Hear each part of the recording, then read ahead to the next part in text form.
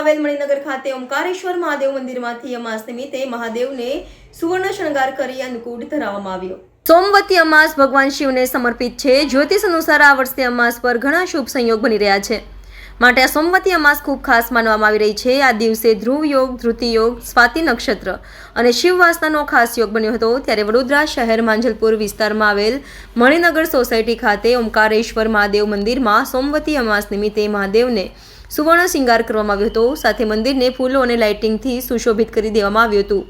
સાથે જ મહાદેવને અન્નકૂટ ધરાવવામાં આવ્યો હતો અને સોમવતી અમાસ નિમિત્તે મોટી સંખ્યામાં સ્થાનિક ભક્તોએ મહાદેવની પૂજા અર્ચના કરી ધન્યતા અનુભવી હતી। સાથે જ સોસાયટીના સ્થાનિક લોકો દ્વારા ભજન કીર્તનનું પણ આયોજન કરવામાં આવ્યું હતું।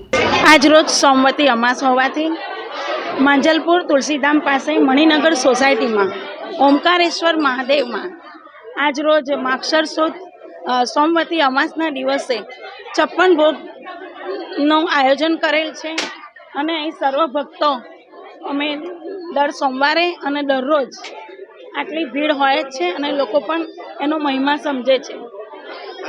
આ વ્રત જે સોમવતી અમાસ છે એનું ધાર્મિક મહત્વ ઘણું છે કે આ દિવસે ભગવાન શિવની લોકો ખૂબ જ આરાધના કરે છે। આ દિવસનું સ્નાનનું પણ ખૂબ જ મહત્વ છે અને ભાવિક ભક્તો આનો લાભ લે છે। આજે 56 ભોગ જે છે એ વિવિધ ભાવિક ભક્તોએ પણ ભાગ લીધો અને એમને પણ 56 ભોગ ધરવામાં મદદ કરી અને કેટલાય જે શિવ ભક્તો છે એ લોકો પણ અહીંયા આવી અને એમને પણ પોતાનો ભાવ પ્રગટ કર્યો છે અને આ દિવસનો મહિમા ખૂબ જ છે।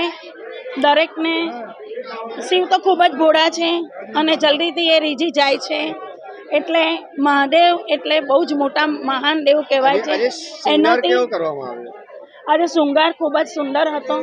દીપમાળા પ્રગટ કરવામાં આવી, ઓમનું ચિત્ર હતું એ ફૂલોથી સજાવવામાં આવેલું, સાથીઓ સજાવવામાં આવ્યો।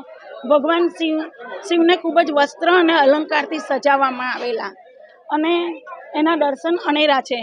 એ તો જે દર્શન કરે એને જ ખ્યાલ આવે કે કેટલો ભગવાનનો મહિમા છે। મારું નામ હસુમતીબેન રાણા।